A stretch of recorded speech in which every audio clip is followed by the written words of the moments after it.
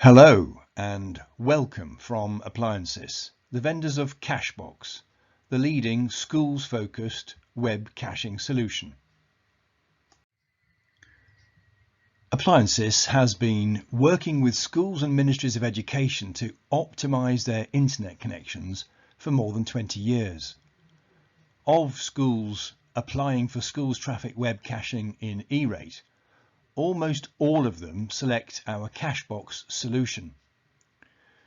Because all network traffic goes through this device, including HTTPS, software updates, online testing, video and LMS password protected materials, we have an unparalleled understanding of the traffic patterns in K-12. We've been able to monitor and analyse how schools have, on average, doubled their bandwidth every year for nearly 2 decades. Since caching was added to the E-rate ESL in 2015, we provided the FCC with an annual report that shows what is happening down at the TCP/IP layer in schools' networks, how bandwidth is being utilised, how networks perform, and the value that E-rate funded caching is delivering in K-12. Today we're going to look at those findings, which illuminate why the annual bandwidth upgrade cycle just isn't the best strategy for bandwidth management in schools' networks.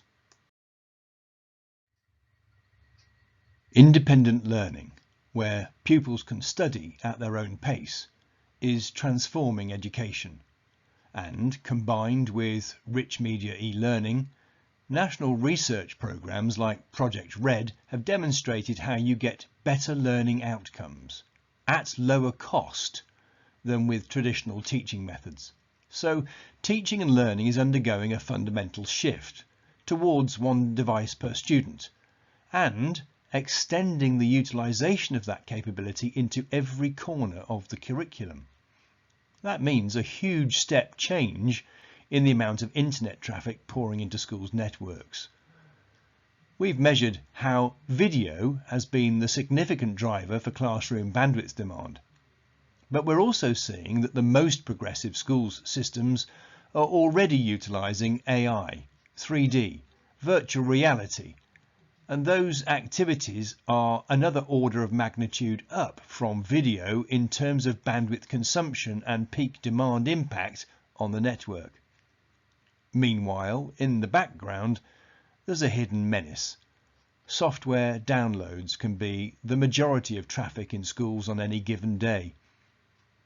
K-12 is faced with these challenges, while budgets are always tighter than we would wish.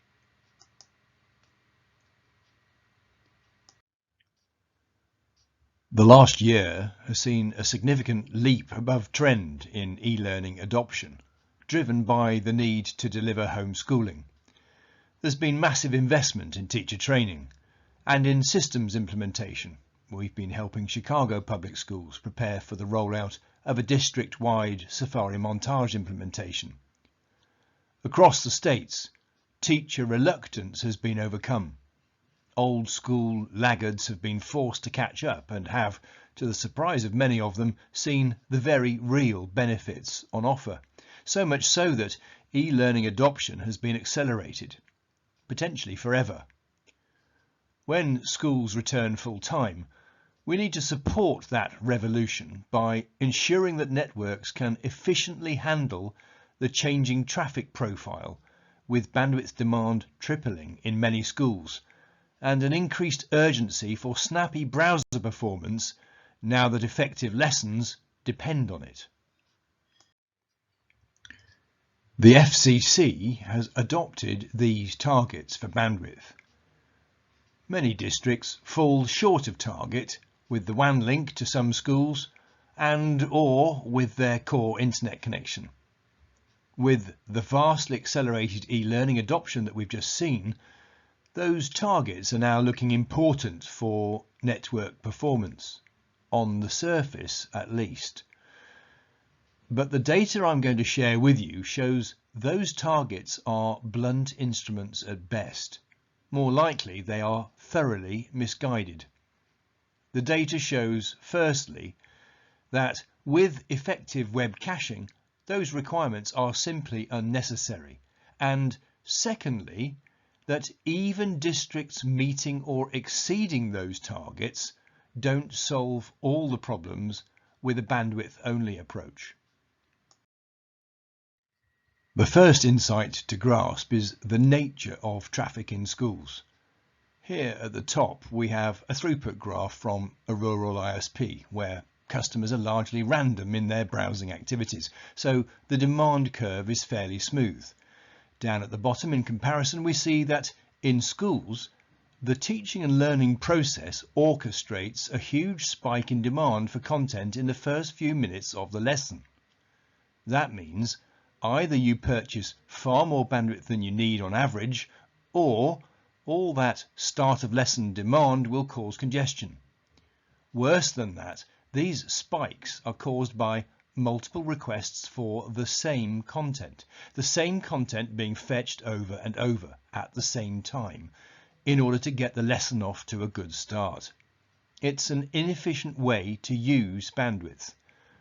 Ultimately, this traffic profile pushes up the potential cost of connectivity by a significant factor.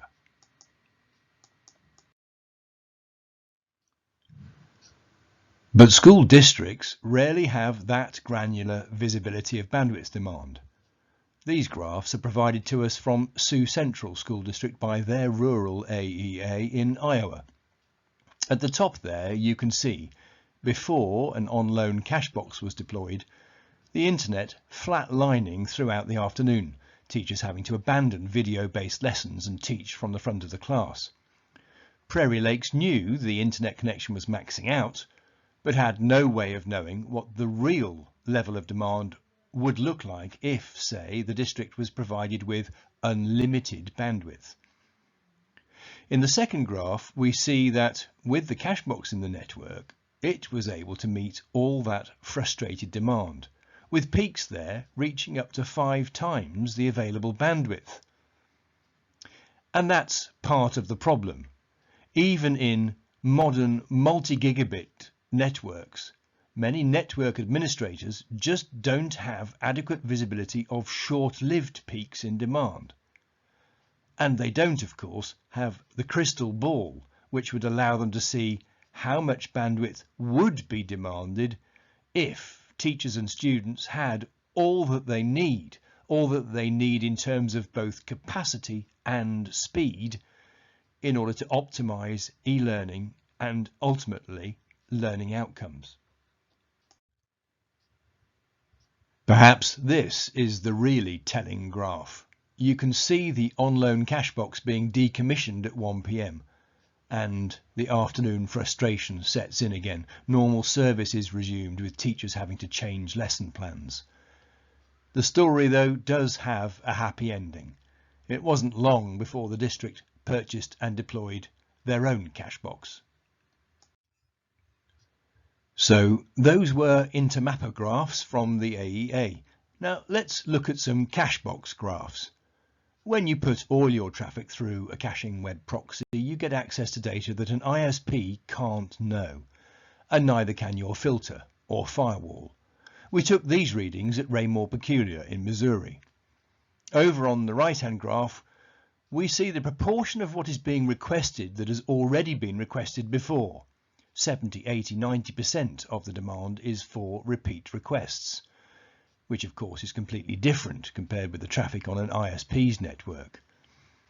That spike over at the end of the day on the far right is a software spike, which is 100% repeat requests.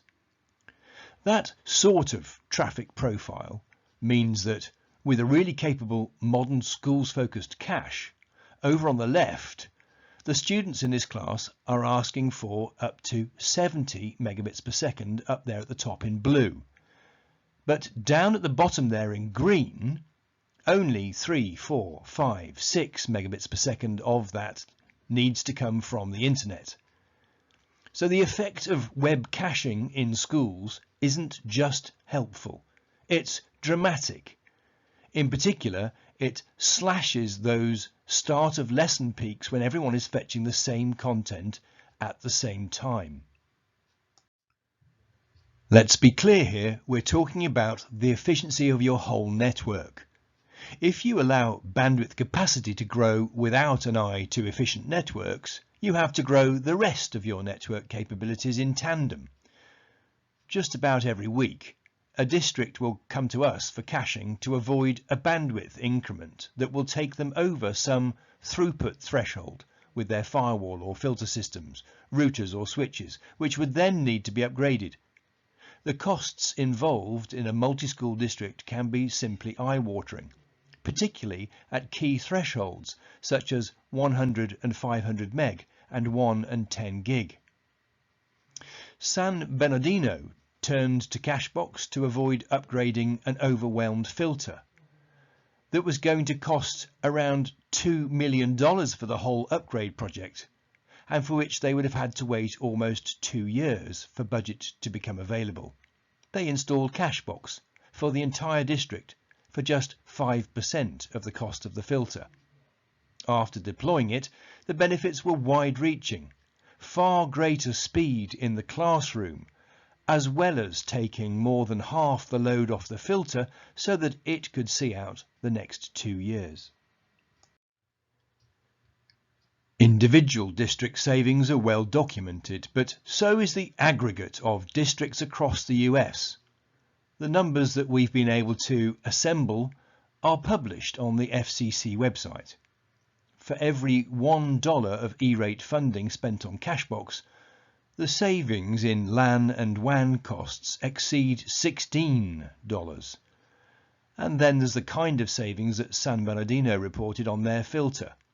Often savings right across the network on top of those $16 bandwidth saving.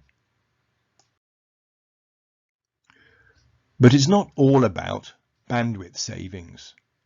Some districts have more bandwidth than they need, but CACHEBOX pays dividends in other really important ways.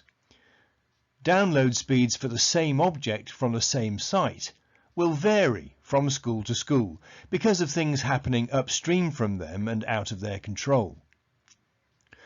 Palm Beach County's IT operations team reports Chrome software updates taking several weeks to filter out to all devices. On Anaheim Union's 20 gig pipe, we see Windows updates arriving from the internet as slow as half a megabit per second. That means that large software update files from Chrome and Microsoft will trickle down the internet connection for typically several hours each, clogging up the WAN link and the local network. By storing them locally, updates are delivered from cache in less than a minute at approaching LAN speeds, freeing up the internet connection and rapidly getting clear of the LAN and Wi-Fi. And exactly the same thing happens for classroom content, though that arrives even slower from the internet, often at a fraction of a megabit per second. So while the IT operations team is heavily impacted by the speed of access to software downloads, instructional IT really cares about classroom content performance. Even on Anaheim Union's 20 gig connection, which isn't congested, classroom content is simply suboptimal and vastly accelerated by the CACHEBOX cluster that they've had for the last 6 years. Here you can see Apex Learning, Rosetta Stone, 30 and 40 times faster from CACHEBOX. In addition to this acceleration, without CACHEBOX, they'd need to upgrade to 40 gig circuits, with everything that entails. So the luxury of fast content from a CACHEBOX actually results in lower costs. It pays for itself fast. Achieving bandwidth targets isn't the answer either. Brandon School District in Michigan has 4 times the current 1 meg per student target. Traffic from Google was being delivered from the internet at only 234K, despite the district's 10 gig connection. From cache, the same traffic is delivered 13 times faster at 3.2 meg. CACHEBOX accelerates other key classroom content. Here you can see most of ABC Year and Cool Math games being served from cached memory. Now, caching schools' content isn't easy to do. The internet has become a highly complex and rather unruly place the last 10 years. To begin with, there's HTTPS and dynamic content and byte range requests and login protected content, video with rewind and pause functions, live broadcasts. Even those would be far simpler to cache if vendors stuck to internationally accepted standards for how to deliver content, but they don't. All these domains you see here are popular in schools, and these are just some of the 660 domains for which CACHEBOX has to have specific caching rules, an algorithm that tells the cache how to interpret the rule breaking of the individual domain. Without it, caching wouldn't be possible, or the site would be broken. And these vendors are forever changing how they deliver their content as they develop their content delivery networks. Each time they do that, caches need new algorithms to interpret the new delivery mechanism. Fortunately, ApplianSys has been doing this for 20 years and has the economies of scale to be able to maintain these rules on a daily basis for schools around the world. Each CACHEBOX connects to the ApplianSys cloud at midnight every night to pick up the latest rules as these platforms evolve. There's no tech intervention needed, not even a reboot. The rules are applied automatically in the background. Chicago Public Schools is probably pretty unusual in being a large US school district that has maintained a large fleet of caches right up to the present day. As a result, they know caching. They know what's difficult and what has not been possible with their aging fleet of Cisco caches, which are now end of life as Cisco retreats from a technology that has become simply too difficult to keep up with. CPS says that CACHEBOX does exactly what they would wish from a school's cache: powerful, effective, adaptable, automated. Many WAN links on the CPS network are 200 meg, 500 meg or a gig. The core internet connection is 40 gig. To achieve FCC target of 1.4 meg per student for 330,000 students would require more than 460 gig. But that's simply not required with effective caching. Upgrading the entire network is a 5-year or more plan. CACHEBOX, on the other hand, can be deployed in minutes and will continue to deliver network efficiency even when the networks have been upgraded. After a thorough selection process for the successors to their Cisco caches, CPS published their E-rate specification for both core data center and distributed school level CACHEBOXes back in March 2021, and we are now working with them to prepare for implementation, including recently adding a new caching algorithm for Safari Montage. This is a high-level functional diagram of the CACHEBOX. This is the appliance that sits inside the school or in the data center, depending on where the district's bottlenecks are. We've the real-time transparent cache on the left, governed by a really intelligent proxy. When students access any online resource, be it the school website, Google Classroom, content platforms like Safari Montage, online testing and so on, their dialogue with the upstream web servers is intercepted by the cache, which sifts through the data and sends anything like authentication or individual user data upstream. But anything that is used by multiple users, the content, the software updates, it saves to memory and serves to subsequent requesters from there. Over on the right-hand side, we have an offline materials store, which is the CACHEBOX's media library. Teachers can download from the web or upload from their own device resources that they've found or made and organize them for local distribution. This teacher-led content repository helps schools with the additional challenges of social media that many schools districts need a solution for. CACHEBOX's media library provides a safe and sanitized teacher-led YouTube access. Teachers can download a video in seconds, no need to wait for it to play through, then give students a QR code or link to access just the video, which is 100% served locally, zero buffering. No ads or related videos, no comment threads, no distractions or risk of inappropriate content. Student access to YouTube is no longer required. You can choose to block students if you wish, or block during lesson times if you prefer. Teachers have confidence. Even if the online video disappears, they have access to their download for as long as they choose to keep it. During the pandemic, we worked with Spartanburg County in South Carolina on an innovative extension for Media Library. Social media is blocked on the district's devices, but during the pandemic, broadcast lessons were posted to YouTube, lessons which therefore couldn't be accessed from home on district devices.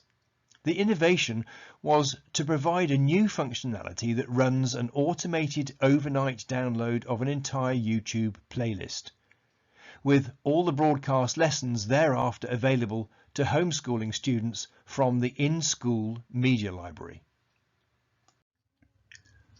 Where you place a CACHEBOX in your network depends in large part on your network topology and where the bottlenecks are.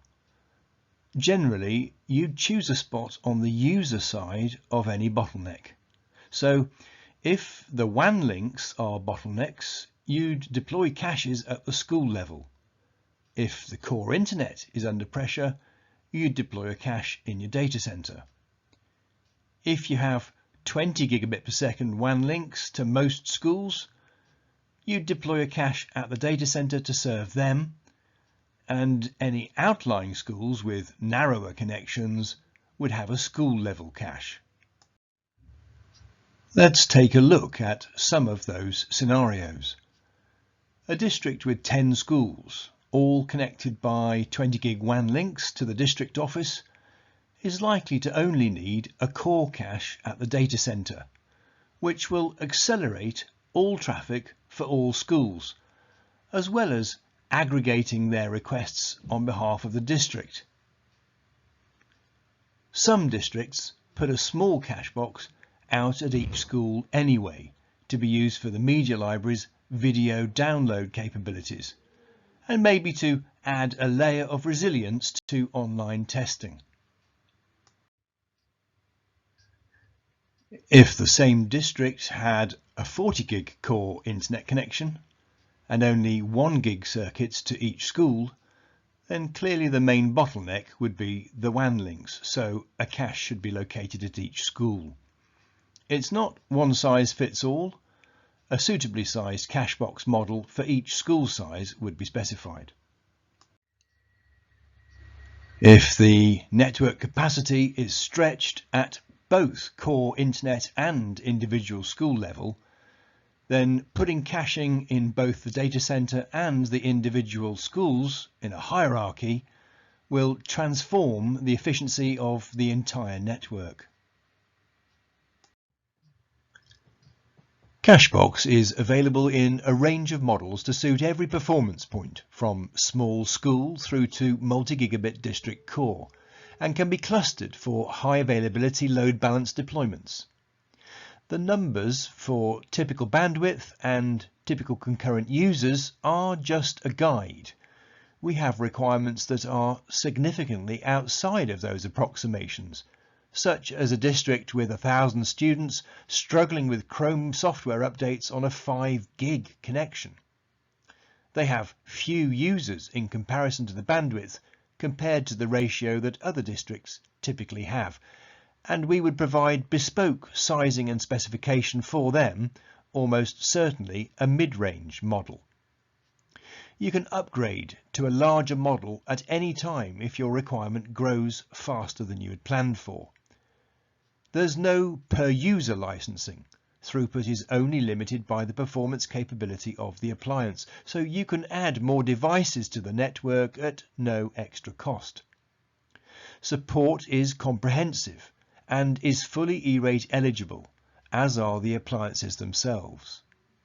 After 5 years, you can just pay a small fee and upgrade the hardware to the latest model for another 5 years service, or pay an increment and upgrade to a larger box.